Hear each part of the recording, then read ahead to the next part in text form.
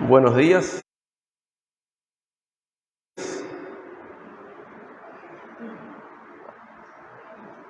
Hay eventos que cambian la humanidad para siempre, que han cambiado la humanidad para siempre.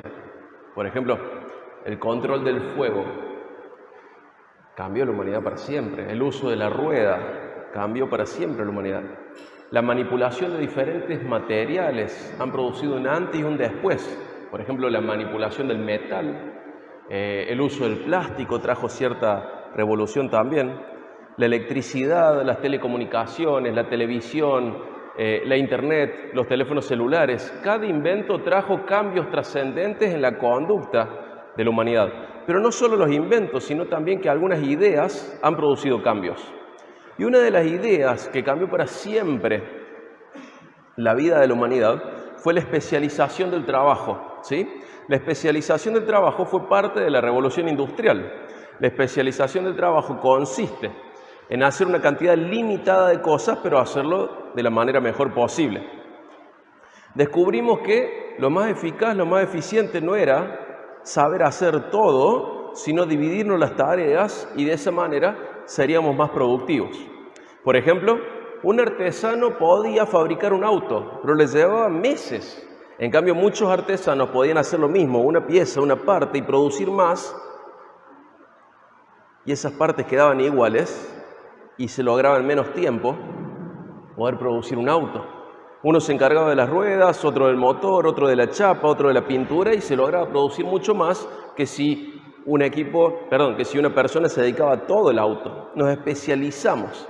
Cada individuo cuenta con una función específica y al desempeñarse logra que todo el conjunto al que pertenece sea más productivo. Cada uno no hace todo, sino que hace su parte y trabaja en equipo. Y la revolución industrial cambió la historia de la humanidad y permanece siendo así. Pero en realidad esto no es nuevo.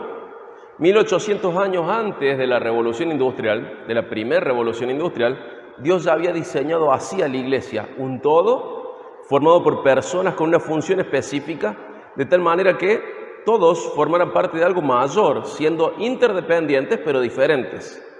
Y una iglesia sana y creciente está definida de esta manera, con partes que cumplen una función específica, que están funcionando de manera interdependiente, están relacionadas y forman un todo. Al menos 2 veces Pablo habla de la iglesia como si fuese un cuerpo, con una metáfora de un cuerpo. Por ejemplo, en 1 Corintios 12 o en Efesios 4, habla de una manera muy clara y compara a la iglesia con un cuerpo. ¿Y qué pasa en un cuerpo? Cada miembro necesita a los otros para sobrevivir, pero tiene una función diferente al resto. Cada miembro del cuerpo no debe desear la función de otro miembro, porque no fue diseñado para eso.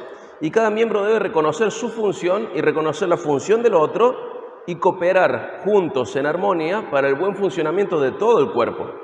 Y la iglesia, en Hechos, que es el estudio que estamos siguiendo a lo largo del libro de Hechos, está tomando forma.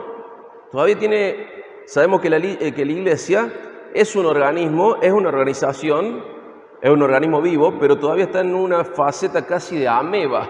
Pero tenemos que lograr que sea un cuerpo mucho más desarrollado. La iglesia hasta ahora, en lo que estamos leyendo de Hechos, ha sido atacado de diferentes maneras. Hubo 2 ataques externos que involucraron detención, arresto, censura e incluso castigo de los cristianos. Y apareció un ataque interno, el pecado de Ananías y Zafira, mintiendo a Dios. Y hoy vamos a ver un segundo ataque interno a la iglesia. Problemas por no diferenciar las funciones, los roles dentro de la iglesia. ¿Quién se acuerda los números, cómo han ido creciendo? La iglesia va creciendo. Tenemos 120 en Pentecostés, Pedro predica, se añaden 3.000 personas, se multiplican esas personas y uno de los últimos recuentos ha sido 5.000 hombres. Pero recordemos, en un tiempo en donde solo se controlan los varones por una cuestión de practicidad y no había métodos anticonceptivos, ¿cuánta gente estará formando la iglesia? Mínimo, pero mínimo, ya la iglesia de Jerusalén tiene más de 20.000 miembros. Es una locura ya. ¿Cómo organizamos una estructura, un organismo de tal manera que funcione bien y de manera sana, siendo 20.000 personas por lo menos. Y cada vez que da un número, luego dice, y la iglesia se multiplica, y la iglesia se multiplica. Y luego de cada conflicto, de cada problema, de cada amenaza, Lucas deja una nota de victoria. Fíjense siempre, a lo largo de todo Hechos, que va a pasar esto, es una constante, hay una nota de victoria. Y sucedió esto horrible, feo, malo, pero la iglesia prevalece, pero la palabra de Dios se difunde, la iglesia crece. Otros se agregan. Siempre hay una nota de victoria respecto a la extensión de la iglesia mediante la predicación de la palabra de Dios. Vamos a Hechos. Hoy vamos a leer Hechos 6, 1 al 7. El título de la prédica es Iguales pero diferentes.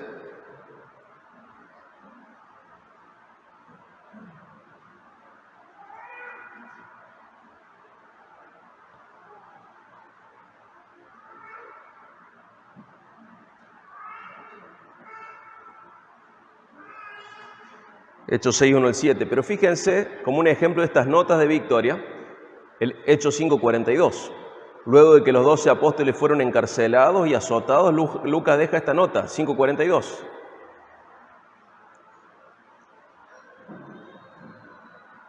Dice, y todos los días en el templo y de casa en casa no cesaban de enseñar y proclamar el evangelio de Jesús como el Cristo. O sea, han sido torturados, han sido encarcelados, sin embargo no cesan de predicar todos los días en los contextos más útiles para esto, de casa en casa y todos los días en el templo. Fíjense la nota de victoria, a pesar de haber sido encarcelados, torturados, censurados, ellos no dejan de seguir predicando. Y el crecimiento de la iglesia está íntimamente relacionado al compromiso diario y en diferentes contextos de sus integrantes, ¿a qué? A la exposición a la y de la palabra de Dios. O sea, ¿cómo va a crecer una iglesia? Cuando la iglesia se expone a la palabra de Dios y expone la palabra de Dios. Pero hay más factores para que siga creciendo y es lo que vamos a aprender en Hechos 6. Entonces hoy vamos a leer 6, 1 al 7.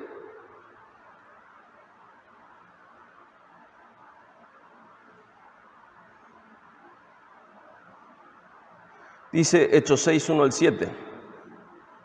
Por aquellos días, al multiplicarse el número de los discípulos, fíjense que sigue en concordancia con la nota de victoria del 5:42.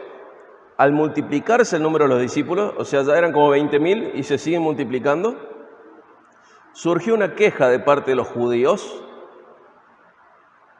helenistas en contra de los judíos nativos, porque sus viudas eran desatendidas en la distribución diaria de los alimentos. Entonces los 12 convocaron a la congregación de los discípulos y dijeron, no es conveniente que nosotros descuidemos la palabra de Dios para servir mesas. Por tanto, hermanos, escojan de entre ustedes 7 hombres de buena reputación, llenos del Espíritu Santo y de sabiduría, a quienes podamos encargar esta tarea. Y nosotros nos entregaremos a la oración y al ministerio de la palabra. Lo propuesto tuvo la aprobación de toda la congregación y escogieron a Esteban, un hombre lleno de fe y del Espíritu Santo, y a Felipe, a Prócoro, a Nicanor, a Timón, a Pármenas y a Nicolás, un prosélito de Antioquía. A estos los presentaron ante los apóstoles y después de orar pusieron sus manos sobre ellos. Y la palabra de Dios crecía. ¿Vieron que había un conflicto? ¿Y cuál vuelve a ser la nota de victoria? La palabra de Dios crecía y el número de los discípulos se multiplicaba otra vez en gran manera en Jerusalén y muchos de los sacerdotes obedecían a la fe. Bueno, vamos a hacer algunas observaciones. El punto central va a ser esto de ser iguales pero diferentes. El punto central es ese. Pero fíjense que podemos hacer otras observaciones, podemos hacer muchas observaciones. Por ejemplo, vamos a leer el versículo 1. Dice, por aquellos días, al multiplicarse el número de los discípulos, surgió una queja de parte de los judíos helenistas en contra de los judíos nativos. ¿Por qué? Porque sus viudas eran desatendidas en la distribución diaria de los alimentos. Esto es una queja, no sabemos si es cierto o no, pero hay un conflicto acá, ¿sí? ¿Por qué hay un conflicto? Bueno, nuevo crecimiento, nuevos desafíos. Siempre es así. Dios multiplica el número de los discípulos y esto trajo nuevas necesidades. Surgió cierta queja por parte de los judíos griegos, o sea, judíos de religión judía, de etnia judía, y algunos prosélitos que no vivían generalmente en Jerusalén, pero ahora se han mudado a Jerusalén al ver la iglesia naciente, y surge una queja de ellos contra los judíos nativos, acerca de la atención de sus viudas, o sea, acerca de la ayuda que la iglesia ofrecía a las personas en necesidad dentro de la comunidad cristiana, ¿sí? Estaban las viudas, las viejitas que habían quedado solas de parte de los judíos griegos del Imperio Romano, y estaban las viejitas que habían quedado solas de parte de los judíos nativos. Y la queja es que unas eran desatendidas en la distribución de los alimentos, ¿sí? Todo esto está dentro de la comunidad de fe. No es que se encargaron de saciar el hambre del Imperio Romano, sino de la comunidad de fe. Pero el crecimiento en número siempre produce o trae aparejado crecimiento en desafíos. Siempre crecer como iglesia implica asumir nuevos desafíos. Crecer como iglesia sana exige crecer en madurez. Pero crecer como individuos también exige crecer en madurez. Hay un proverbio, justo lo charlamos hace un tiempito con Tommy, les llamó la atención, y con Pedro los escuchamos mucho, pero fíjate el proverbio 14:4, cómo Salomón de manera metafórica, ilustrativa, habla de cómo, si querés que algo prospere, hay que aceptar las incomodidades que exige el crecimiento. Proverbios 14:4.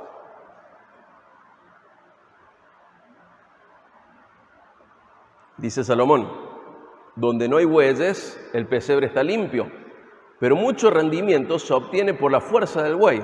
O sea, ¿vos querés que esté todo limpio, todo organizado, todo acomodado?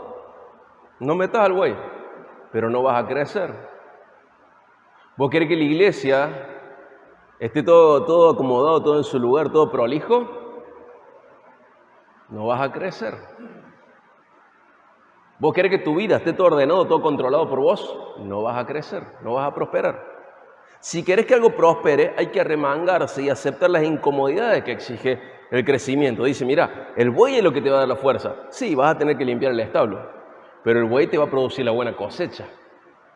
Es una metáfora y una ilustración que usa Salomón para decir, miren, si vos querés que algo prospere, vas a tener que aceptar las incomodidades que exige el crecimiento.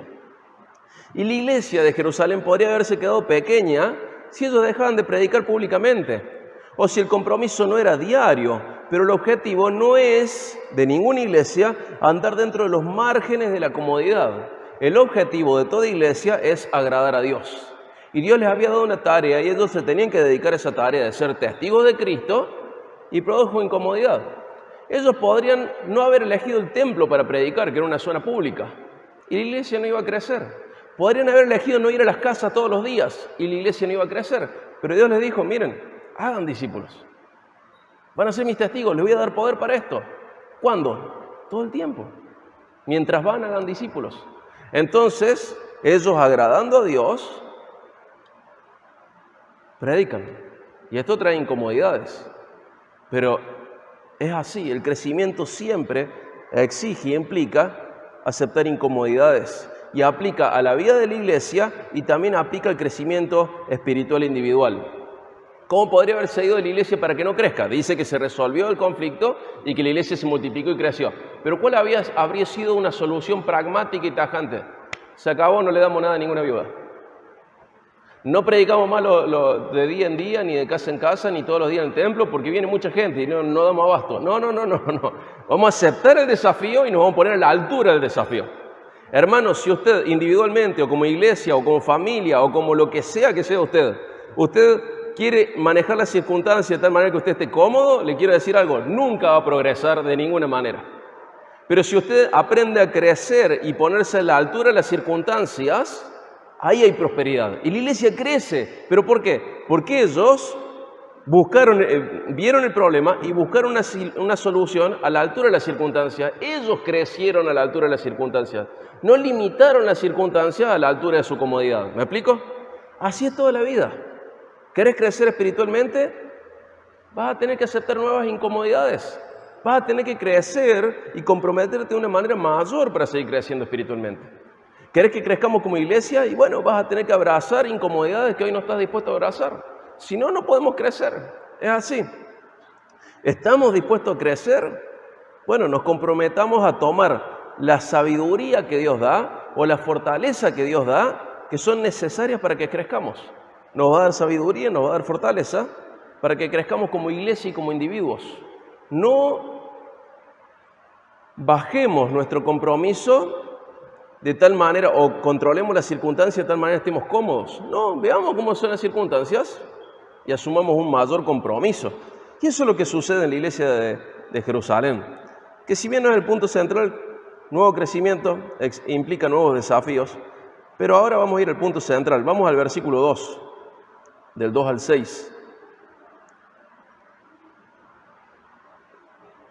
Entonces, sabiendo el problema, los 12 convocaron a la congregación de los discípulos y dijeron: no es conveniente que nosotros descuidemos la palabra de Dios para servir mesas. Por tanto, hermanos, escojan de entre ustedes 7 hombres de buena reputación, llenos del Espíritu Santo y de sabiduría, a quienes podamos encargar esta tarea, y nosotros nos entregaremos a la oración y al ministerio de la palabra. Lo propuesto tuvo la aprobación de toda la congregación, y escogieron a Esteban, un hombre lleno de fe y del Espíritu Santo, y a Felipe, y a Prócoro, a Nicanor, a Timón, a Pármenas y a Nicolás, un prosélito de Antioquía. Y a estos los presentaron ante los apóstoles, y después de orar, pusieron sus manos sobre ellos. Y acá está el punto. En toda iglesia somos iguales, pero somos diferentes. Y este es el punto central de la predicación. Vemos cómo se va diferenciando la actividad dentro del liderazgo. Va a estar la parte de alimentación y contención estrictamente espiritual, que es predicación y oración, y por otro lado va a estar la de logística. Luego, a lo largo de la Biblia, Dios va a ir revelando más acerca de los roles diferenciados entre el pastorado y el diaconado. En el resto del Nuevo Testamento vamos a ir viendo cómo va madurando esta idea. Y recordemos, la sana doctrina es tener en cuenta todo lo que la Biblia dice al respecto de algo. Acá no podemos decir, bueno, este es el pastorado, este es el diaconado, no, pero sí tenemos un precedente que va a ir madurando a lo largo de la revelación del Nuevo Testamento. Y la tarea pastoral, fundamentalmente, a lo largo de toda la Biblia, ¿cuál es? La oración y la predicación. Hay una leyenda urbana que agrega un tercer punto, la visitación. Pero ¿sabes qué? La visitación es responsabilidad de toda la congregación. Cuando vos ves lo que le tocaba a los profetas, cuando vos ves lo que le toca a cada líder espiritual a lo largo de toda la Biblia, son 2 pilares muy grandes: orar por el pueblo de Dios y enseñar al pueblo de Dios. Esos son los 2 grandes pilares del liderazgo espiritual referido al pastorado, al liderazgo estrictamente espiritual, ¿sí? Uno puede decir, no, ¿cómo va a ser un trabajo orar? Es muy fácil orar. Bueno, entonces, ¿por qué oras tan poco, no? No es tan fácil orar.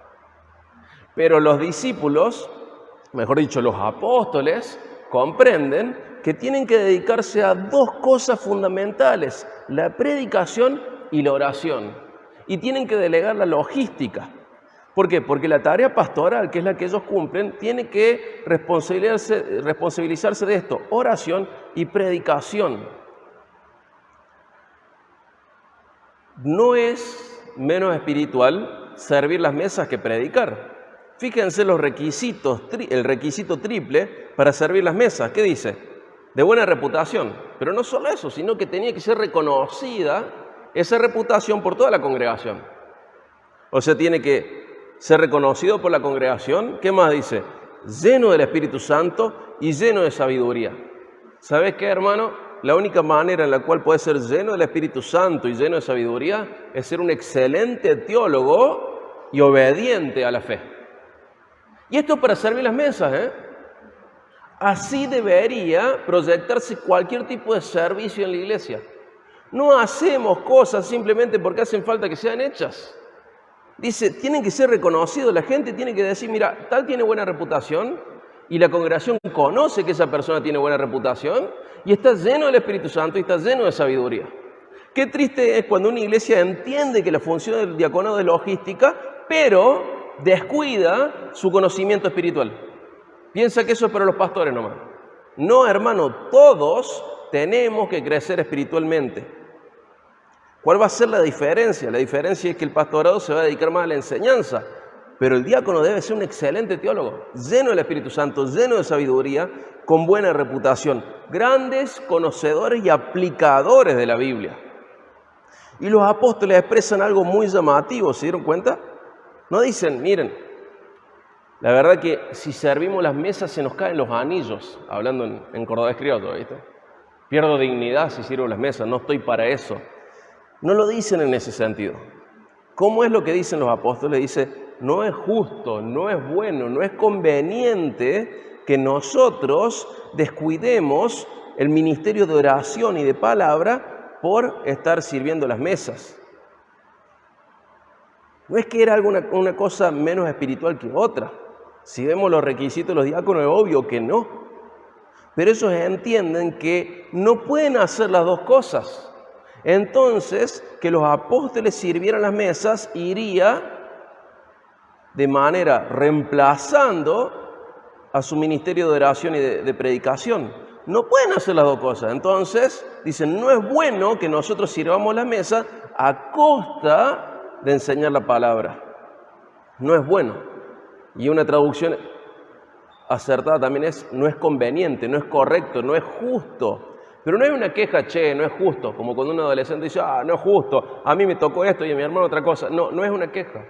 Es sabiduría de ellos, comprendiendo que los apóstoles habían sido elegidos para tener una prioridad, cumplir la gran comisión. Ellos comprenden que no es bueno que ellos sirvan las mesas a costa de predicar la palabra. Sin duda ellos habían sido elegidos para tener la prioridad máxima de la gran comisión. Nosotros podemos recordar Mateo 28, 18 al 20, ¿se acuerdan? Que es la gran comisión. Acercándose Jesús les dijo, ¿a quiénes? A esos 12, luego a nosotros, pero a esos 12 primero, toda autoridad me ha sido dada en el cielo y en la tierra. Vayan pues y hagan discípulos de todas las naciones, bautizándolos en el nombre del Padre, del Hijo y del Espíritu Santo, enseñándoles a guardar todo lo que les he mandado, y recuerden, yo estoy con ustedes todos los días hasta el fin del mundo. Esa es la gran comisión. Eso es lo que Jesús le dijo a los 12, dice, mire, ustedes encárguense de esto. En Hechos 1:8, ¿qué le dijo? Recibirán poder, ¿cuándo? Cuando el Espíritu Santo venga sobre ustedes, y van a ser mis testigos en Jerusalén, en Judea, en Samaria, y hasta los confines de la tierra. Es lo que a ellos les toca, nos toca a todos los cristianos esto. Pero el Señor ha marcado a algunos de manera especial para que ellos se dediquen de una manera más directa a eso, y el Señor ha marcado de manera especial a otros para que se dediquen de una manera más indirecta a eso. Todos tenemos que discipular, todos tenemos que estar involucrados en esto, pero algunos van a apoyar más la logística y otros van a apoyar más la enseñanza. Y eso no estaban exentos del servicio ordinario, común, pero sí tenían una prioridad extraordinaria. El Señor les había dado el don de enseñanza y tenían que dedicarse a eso. Al haber caminado con Jesús, al haber sido testigos oculares, tanto de su ministerio como de su resurrección, de su ascensión, su deber principal era enseñar todo lo que Jesús les había enseñado y enseñar a obedecerlo. Imagínense, la verdad que una de las cosas tristes que vemos en la Biblia es Pablo, habiendo sido discipulado por Cristo mismo, que tuvo que dedicar gran parte de su tiempo a armar tiendas para darnos ejemplo de eso, pero los corintios, en vez de tener el mejor teólogo de todos los tiempos fuera de Jesús, tenían a alguien que fabricaba tiendas. Qué desperdicio lo que vivieron los corintios. Y acá vemos lo mismo. Es lindo que un apóstol te sirva el plato de comida, es hermoso. Pero cuánto más lindo que alguien que vio a Jesús, que caminó con Jesús, que lo vio resucitar, que lo vio ascender, te hable de eso. ¿Me explico? El Señor marcó de manera especial a ellos para eso, para esa prioridad extraordinaria. Y era imprescindible y necesario que la primera generación enseñara lo aprendido de la siguiente generación. Y el medio y el método que Jesús eligió para extender su reino era la predicación. Imagínate si los apóstoles se dedicaban a la logística. ¿Qué pasaba con la primera generación? Se perdían detalles de la vida de Jesús. los primeros cristianos? Se perdían lo que Jesús había enseñado. Todos iban a comer, las viudas iban a comer, los huérfanos iban a comer, todos iban a comer. Pero los que caminaron con Jesús iban a morir eventualmente. Y ellos tenían que dedicarse a transmitir esa información a la generación siguiente. En 1 Corintios 1:21, Dios dice que eligió salvar al mundo a través de la locura de la predicación. Otra traducción dice la necedad de la predicación. Porque es muy loco.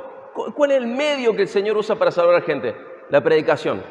¿Deberá ser nuestra prioridad? ¿Vos crees que ofreciendo un plato de comida alguien va a comprender el Evangelio? ¿Dios ha dicho algo así? No. Dice, a través de la predicación el Señor extiende su reino. ¿Está bien servir el plato de comida? Totalmente, absolutamente. Pero ese no es el medio de salvación. Ese no es el medio por el cual crece el reino de Dios. Ese es el medio por el cual podemos llenar la iglesia. Pero no podemos descuidar lo otro. Nunca debemos hacer ayuda social a costa de la predicación del Evangelio. Porque si no, solo estamos mandando a gente sin hambre al infierno. Porque no les presentamos lo único que los ayuda a salvarse del infierno. El Evangelio. El Evangelio. Nunca debe faltar el Evangelio. Y cuando Jesús ruega por los suyos en Juan 17 dice, santifícalos. ¿Se acuerdan? ¿Santifícalos en qué? En la verdad. ¿Qué dice? Tu palabra es la verdad. ¿Qué es la santificación? Nosotros generalmente en nuestra mente interpretamos este versículo como que cuanto más palabras, más santos van a ser. Y es cierto. Pero otra manera de interpretar, y es muy correcta también de interpretar este pasaje, es que Dios está consagrando a sus discípulos a la palabra. Que se dediquen a la palabra, que se dediquen a la verdad, que se dediquen a la palabra. Dedícalo, Señor, a la palabra. Eso es lo que Jesús está diciendo. Dedica a los míos a la palabra. Que ellos se consagren a la palabra. Santifícalos, consagralos a la verdad. Tu palabra es la verdad. Dedícalos a eso, consagralos a eso. Que se dediquen a esto. Que esta sea su prioridad. Hermanos, los discípulos de Cristo, desde los apóstoles para acá, incluyéndonos a nosotros, debemos ser gente dedicada a la palabra. No importa si tu servicio es de una manera o de otra, si sos pastor o sos diácono o si sos un miembro que sirve de otra manera, sos una persona por la cual Jesús oró y dijo que esté dedicado a la palabra. Es prioridad uno a lo largo del ministerio de Jesús y de sus apóstoles la predicación de la palabra. Y estos primeros discípulos no podían fracasar en transmitir las verdades espirituales a la siguiente generación. Cada generación debe tener esto muy en claro. Somos solo un eslabón entre generaciones, transmitiendo la verdad de Dios.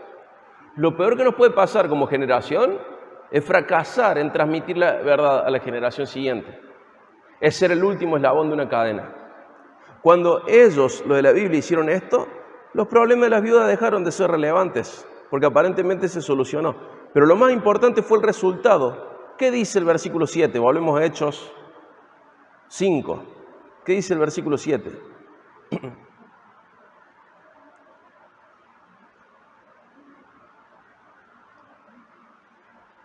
Cuando los apóstoles hacen esto, ¿cuál es el resultado? Dice el 7.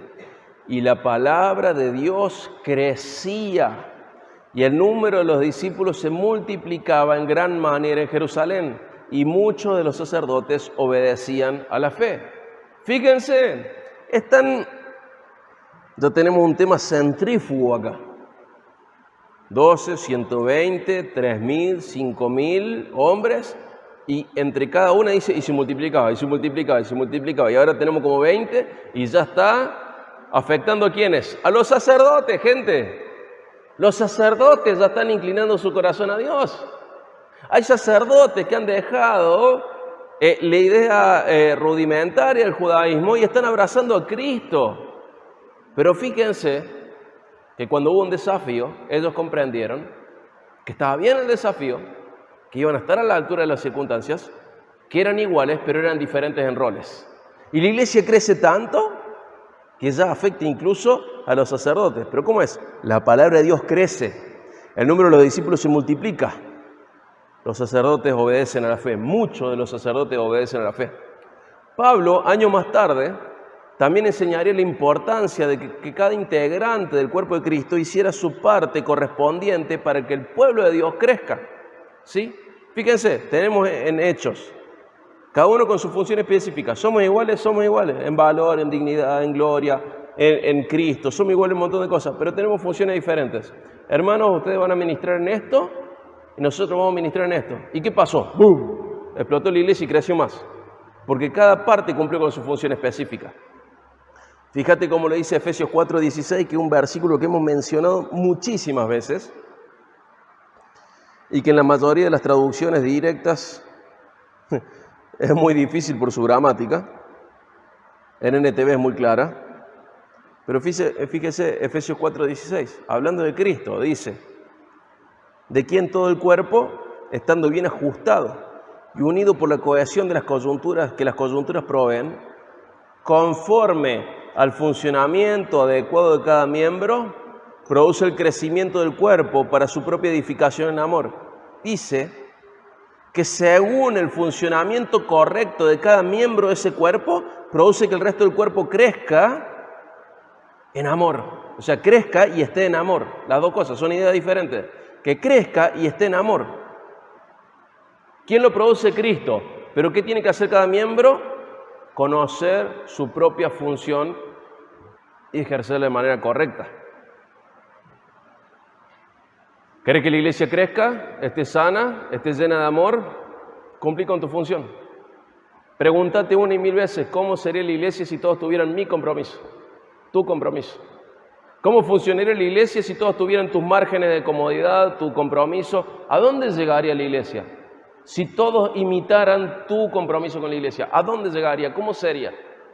Pregúntate una y mil veces, ¿querés que una iglesia crezca, esté sana y llena de amor? Efesios 4:16 es donde Dios nos reveló cómo se logra una iglesia creciente, sana y llena de amor, con cada miembro cumpliendo con su función específica de manera correcta. ¿Y sabes qué? En la iglesia que Dios diseñó, todos somos imprescindibles. ¿Me escuchaste? En la iglesia que Dios diseñó, todos somos imprescindibles. La frase, nadie es imprescindible, es una gran mentira. Es una gran mentira. Esa frase suele aparecer en boca de un tipo de personas, espiritualizadores. No son espirituales, pero aparentan ser espirituales. Y son personas que quieren borrarse de sus propias responsabilidades o quieren borrar a otras personas. Fíjense, recuerden cuando ustedes oyeron esa frase o dijeron esa frase, nadie es imprescindible. Bueno, o porque vos querés borrarte o porque querés borrar a otro, decís esa frase. Pero si Dios nos enseña que la iglesia es un cuerpo, vas a entender lo prescindible, que no es ninguno de nosotros. Somos imprescindibles. En la iglesia que Dios diseñó, todos somos imprescindibles. Hablando de miembros, ¿no? Somos iguales, pero somos diferentes. Y Pablo, además de Efesios 4, en 1 Corintios 12, habla mucho de esto y vuelve a usar la metáfora del cuerpo. Hay excepciones, obvio, y ya vamos a tocar un poquito de las excepciones, pero la generalidad, no el absoluto, la generalidad es esta. En la iglesia que Dios diseñó, todos somos imprescindibles. Acompáñame, por favor, a 1 Corintios 12.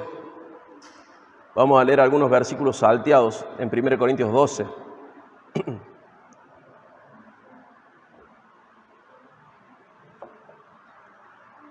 1 Corintios 12, 12:7. A cada uno se le da la manifestación del Espíritu para el bien común. ¿Qué es esa manifestación del Espíritu? Cada uno de los integrantes de una iglesia recibe un don espiritual. ¿Qué es un don espiritual? Un don espiritual es una capacitación dada por el Espíritu Santo para hacer algo, ¿sí? Vos no sos el dueño del don, sos el delivery del don. Dios lo puso en vos, pero el don sirve si vos lo ofreces a la iglesia. Si no, no. Cada uno tiene por lo menos un don. Versículos 12 y 13, fíjense, 12 y 13.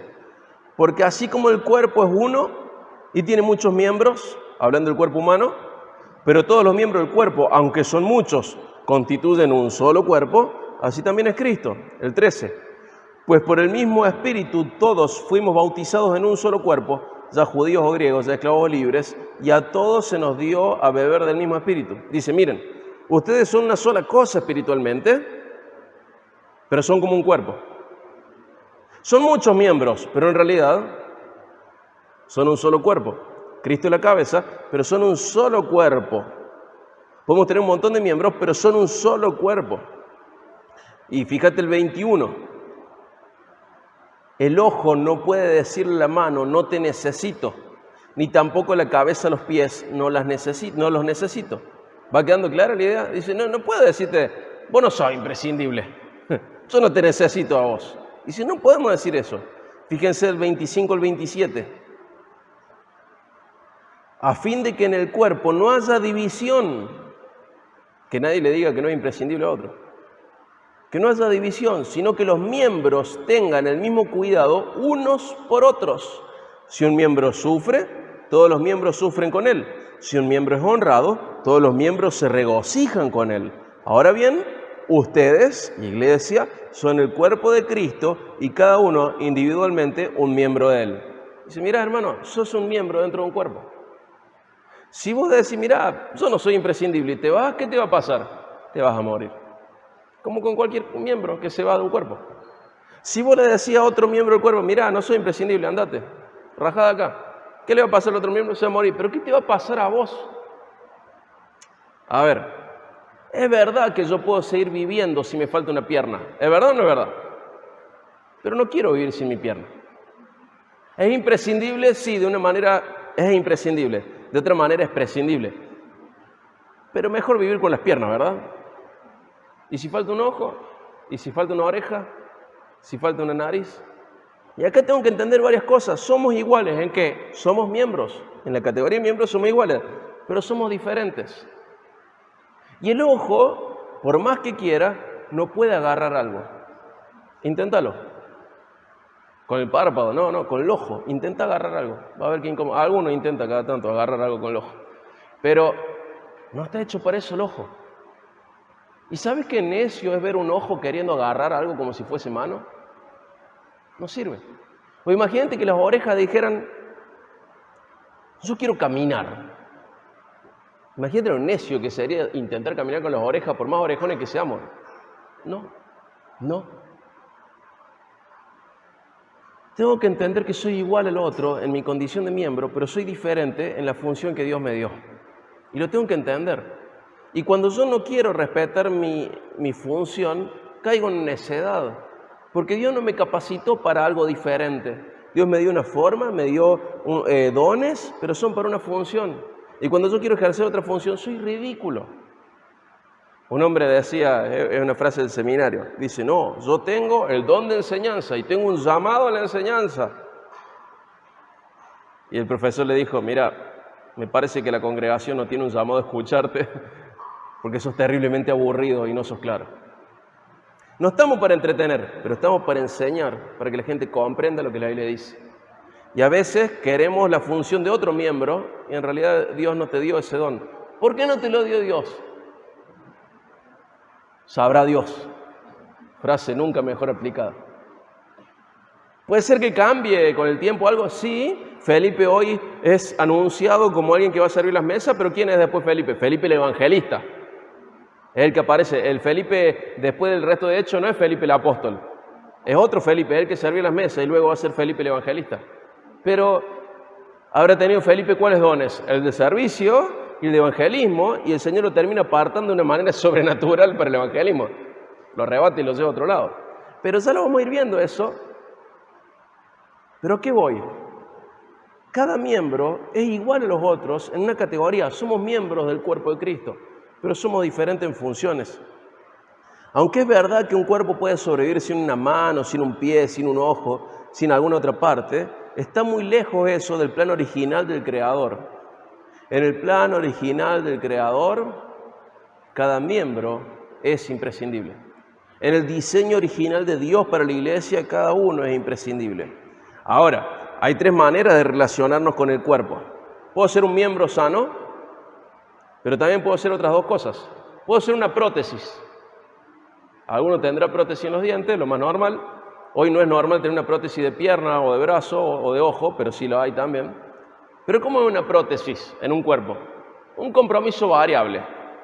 Entonces me pongo, me saco, asisto a la iglesia cuando quiero, cuando no quiero no. Cuando quiero ofrezco mis dones, cuando no quiero no, hago la mía. No tenemos que ser una prótesis, una prótesis es algo que produce función. No tengo que aparecer, producir mi función y desaparecer. Tengo que aparecer y quedarme, ser un miembro, no una prótesis. Ser una prótesis habla de un corazón individualista, que ya vamos a hablar un poquito más con la frase que mandé del grupo de WhatsApp, la voy a leer de nuevo. Pero puedo ser un miembro sano, puedo ser una prótesis con un compromiso variable y puedo ser algo que es mucho peor, un tumor. Está en el cuerpo, pero es un consumidor y no aporta nada útil. Está en el cuerpo, va a estar siempre en el cuerpo, pero es solo un consumidor, no aporta nada útil, nada útil. Es más, te lo voy a decir de manera más clara, hay gente que cree que tiene el don de auditar la iglesia. Mi viejo es auditor, entonces va a las empresas, va a las fábricas, tiene su lista ahí y empieza a medir todo y a controlar todo, según las normas que él tiene que hacer respetar de las empresas, y audita empresas, audita fábricas, audita industrias y está controlando todo. La temperatura que hay en los cables. ¿Cuánto tiempo tarda esto en prenderse fuego? ¿Dónde está el cartel? ¿Dónde está el matafuego? ¿Cuánto tiempo tarda una persona en enterarse que hay un incendio en la punta? ¿Cuánto material inflamable hay? ¿Cuánto material? Todo. Y va auditando. Y si está en condiciones y si no. Hace auditoría en empresa de gas. Tiene que controlar las garrafas. Que no estén repintadas nomás, que estén en condiciones correctas las válvulas. Tiene que agarrar y va haciendo su lista. Ahí va check, check, check. Y si no va el check, va la cruz. Y ahí la empresa tiene un problema y tiene que corregir. Hay gente que siente que tiene el don de auditar iglesias, entonces visita la iglesia y se pone con su lista. A ver la prédica, la alabanza, yo lo haría mejor. Eso es ser un tumor, hermano, no es ser un miembro, no estás aportando nada. Todos nos damos cuenta de la falencia que tenemos. El problema es que tenemos que seguir creciendo y no estamos terminados, vamos en camino. No existe el don de auditar iglesias. Eso es una manera de ser un tumor. Alguien que solo exige y no aporta. Y cree que la crítica es su aporte. ¿Qué llamado tenés vos? A criticar la iglesia. Está fácil ese llamado, ¿no? A ser un crítico analítico. Todos nos damos cuenta. Como dice John Piper, todos vemos problemas. Sea creativo, ofrezca soluciones, pero hágase cargo de las soluciones. Ofrézcala y hágase cargo, no siempre tirando ideas para que los otros lo hagan. Eso también es ser un tumor. Sin compromiso, sin aportes útiles, el compromiso está presente, pero un tumor. Solo exige. Ser un miembro, ser una prótesis o ser un tumor. Bueno, seamos miembros sanos y funcionemos para favorecer el cuerpo, aportando para el bien del resto. Como decía, si uno sufre, todos sufrimos con él. ¿Cuál es el máximo ejemplo de esto? El dedito chiquito del pie. Siempre pongo el mismo ejemplo. Ese dispositivo que Dios nos puso en el extremo del pie para encontrar patas de cama en la oscuridad. Si un miembro sufre, todo el cuerpo sufre con él. Y vos arrugás así la mano, hasta pensás cosas que no son santas, y ese dispositivo te avisó que había un mueble cerca, ¿o no? Si un miembro sufre, todo el cuerpo sufre con él. Ese nivel de compromiso tenemos que lograr unos por otros. Y si un miembro es honrado, todos nos alegramos con él. Ese es el compromiso lleno de empatía que tenemos que lograr tener unos con otros. Pero hay una responsabilidad individual, comprometerme a conocer y ofrecer los dones que Dios me dio. ¿Cómo reconozco los dones? Bueno, los demás suelen ser más confiables que vos para reconocer tus dones. Vos podés tener una carga interna, pero tu carga interna tiene que coincidir con la carga externa y que los externos te digan, sí, la verdad que tenés este don. Pero nunca confíes tanto en tu corazón porque es traidor, porque es perverso, porque es engañoso. Pregúntale a los otros cuál es tu don y eso te va a dar una mejor idea de cuál es tu don. ¿Puedo tener más de un don o crecer más en uno que en otro? Sí, puedes tener más de uno, pero por lo menos uno tenés y puedes crecer más en uno que en otro a través de la capacitación, de la entrega, del crecimiento de Dios. El ejemplo de Felipe, de haber tenido don de servicio y terminamos reconociendo su don de evangelismo y se dedica más a otro don, pero hubo un proceso en el medio también. La iglesia debe haber aprobado esto, decir, che, no, la verdad que sirve re bien, pero predicador como él no hay, es el evangelista. Ya Felipe, vieron que Esteban no dice Esteban, Nicolás, dice varios nombres así, Parmenas, pero después Felipe es Felipe el evangelista, o sea, el vago era el mejor predicador de todos, en el evangelismo, que no eran los apóstoles, ¿no? Y ¿cuál es la gran amenaza que tenemos en esto? El individualismo. Hermanos, en nuestra cultura socialista vemos a la iglesia de una manera muy particular. Tendemos a ver a la iglesia con ojos de acreedor. Yo creo que la iglesia me debe algo.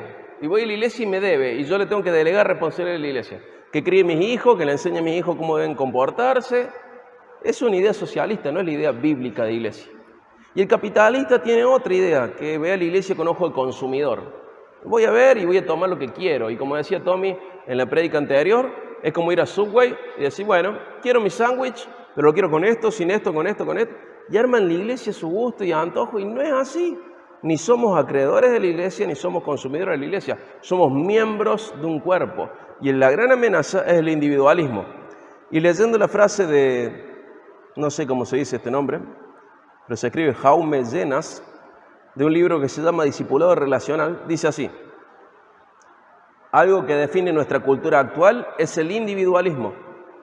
Y esto es lo que lleva a mucha gente a anhelar más y más tener una vida sin compromisos. ¿Quieren una iglesia anónima? ¿Una iglesia impersonal? ¿Una iglesia donde escuches predicaciones de gran nivel? Y si pueden ser dadas por grandes especialistas, mejor, pero que por favor no tengan implicaciones personales. Una iglesia donde no se te pida nada ni te comprometas a nada, sin requisitos de entrada ni requisitos de permanencia. El individualismo se ha metido hasta lo más profundo de nosotros. Y aún pensamos que el individualismo forma parte del mensaje de Jesús. Y en realidad es todo lo contrario. La verdad es que Dios no hizo al cristianismo para ser vivido de esta manera individualista. Dios no hizo al cristianismo para que cada uno lo viva a su manera. Dios hizo al cristianismo para vivirlo en comunidad y como pueblo de Dios. Hermanos, somos iguales pero somos diferentes y tenemos que aprender a comprometernos. En tiempos donde se cree que hay muchas maneras de ser iglesia, tenemos que reconocer algo. Hay una sola manera de ser iglesia, que es la bíblica, y nos lleva toda la vida a aprenderla. Dios te hizo parte de algo más grande que vos mismo, te hizo parte de su propia familia. Dios te hizo parte de la familia de Dios y a través de Jesús te unió a Él mismo y a otros. Acompáñame para cerrar a Efesios 2:19.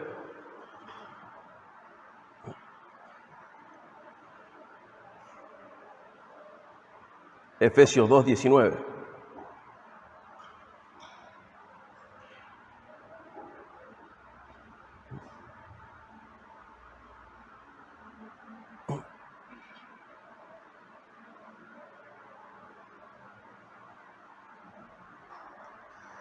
Dice, así pues, ustedes ya no son extraños ni extranjeros, sino que son conciudadanos de los santos y son de la familia de Dios. Mira qué lindo esto. No sos un extraño para Dios, no sos un extranjero, sos conciudadano de los santos y son de la familia de Dios. Sos parte de un reino, sos parte de una familia. Sos parte de un cuerpo, habíamos leído en Efesios 4, en 1 Corintios 12. Ahora la pregunta es, ¿qué tipo de ciudadano del reino vas a ser? ¿Qué tipo de miembro de la familia vas a ser? Somos iguales en muchas cosas, hermanos, pero somos diferentes en funciones, porque así nos diseñó Dios. Pero Dios, a través de la obra de Cristo, nos ha unido a Él. A aquellos que reconocemos a Jesús como nuestro Señor y Salvador, y creemos en Él y le obedecemos a Él, que nos arrepentimos y creemos en Él, a aquellos Dios los ha hecho familia suya. Entonces, a aquellos, a nosotros, tenemos que averiguar qué es lo que le agrada a Dios y comprometernos con eso. Dios es digno de ello. Hermano, somos iguales, pero somos diferentes. Si queremos que la iglesia crezca, esté sana y llena de amor, averiguar cuál es el don que Dios nos dio y ofrecer a la iglesia con el reconocimiento externo y con un compromiso interno súper fuerte. Dios es digno de esto. Amén. Vamos a orar para finalizar. Padre, agradecemos que nos hiciste parte de tu familia. Y dentro de esto está ser parte del cuerpo de Cristo en la tierra, de cada iglesia. Cada iglesia es parte del cuerpo de tu Hijo, Señor. Gracias, Padre, porque nos diste el honor de ser parte de tu familia, de ser ciudadanos de tu reino y además ser miembros del cuerpo de tu Hijo. Ayúdanos, Padre, a ser lo suficientemente humildes y sabios como para reconocer el diseño que vos le diste a la iglesia y hacerlo respetar y comprometernos con ese diseño. Ayúdanos, Padre, a tomar el compromiso correcto con nuestros hermanos, con el cuerpo local. Ayúdanos, Padre, a comprender que somos iguales en muchas cosas, pero diferentes en funciones. Ayúdanos, Padre, a ser iglesia conforme a tu diseño y no conforme a cualquier otro diseño. Gracias, Padre, por el ejemplo que tenemos en Hechos de la iglesia creciente y gracias porque tu revelación continúa a lo largo del Nuevo Testamento para comprender cómo debe ser la iglesia. Ayúdanos, Padre, a ser fieles a la revelación bíblica. Gracias, Señor, por hacernos parte de algo más grande que nosotros y honrarnos de esta manera. Gracias, Señor. En el nombre